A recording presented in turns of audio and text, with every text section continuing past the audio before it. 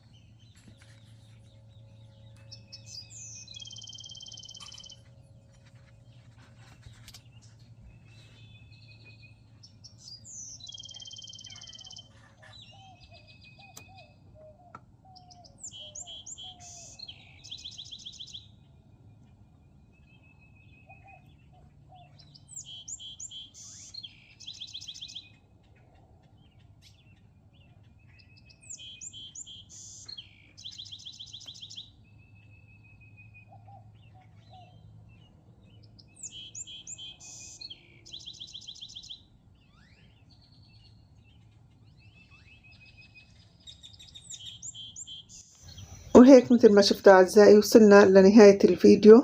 الوصفة طلعت رائعة جدا ما شاء الله، بنفس طعمة الكيندر الأصلية تماما، ومعلقة ورا معلقة خلص الطبق بسرعة، لأنه فعلا من لذاذتها الواحد ما بيقدر يوقف عنها. بتمنى فيديو اليوم يكون عجبكم، وإن شاء الله لا تنسونا أكيد إنه دعمكم هو اللي بيساعدنا نكبر بالقناة. وبشوفكم فيديوهات جديدة من كل جديد، وبالصحة والعافية للجميع، بأمان الله.